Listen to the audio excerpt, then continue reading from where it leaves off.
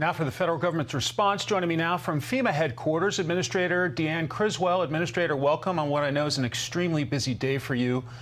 What are your most immediate concerns as you look at Hurricane Ida right now?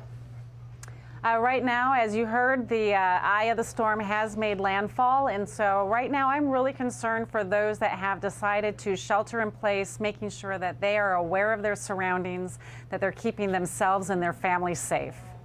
Our meteorologist Rick Reichmuth just said the possibility of 15 to 20 inches of rain in New Orleans. Your concerns about that? We're seeing the trifecta of all of the major issues with these hurricanes. We are seeing life-threatening flash flooding from this intense rainfall as a possibility, life-threatening storm surge, as well as these Category 4 hurricane force winds.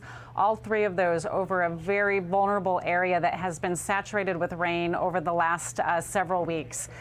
We're going to see flooding, and we're going to see some significant damages from this.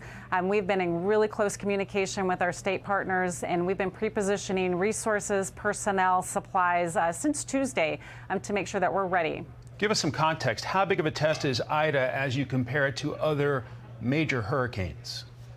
You know, no two storms are exactly the same, and the best that we can do is make sure that we're anticipating the worst case scenario, which is what we've done, and moving enough resources and supplies into the area to rapidly respond as soon as the storm has passed and it's safe for our personnel to respond.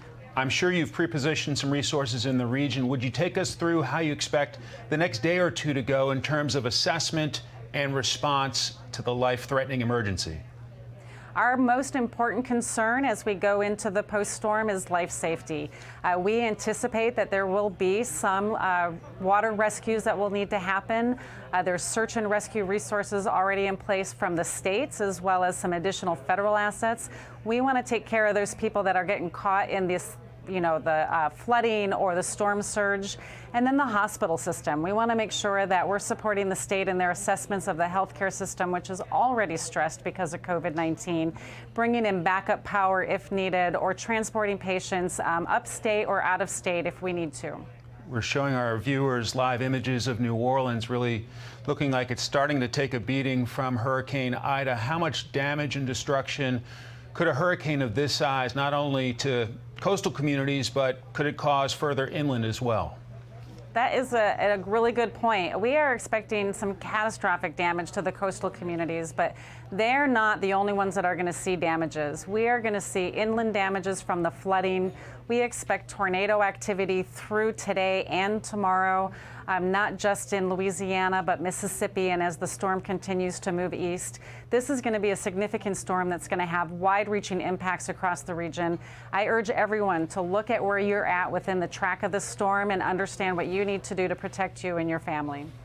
And I'm sure you don't have time for history lessons, but 16 years to the day since Katrina, your thoughts on this significance, the calendar date, as we have another major storm coming ashore in Louisiana?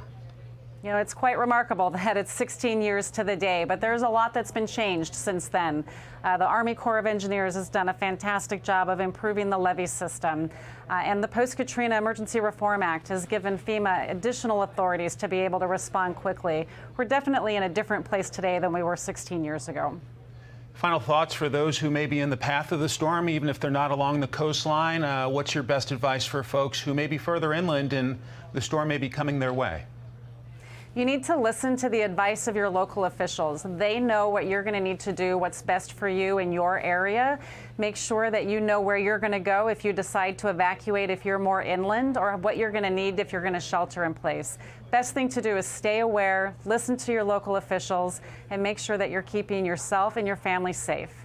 FEMA Administrator Deanne Criswell, grateful for your time. Our best to you, your team, and of course all the folks in harm's way. Thanks so much. Thank you.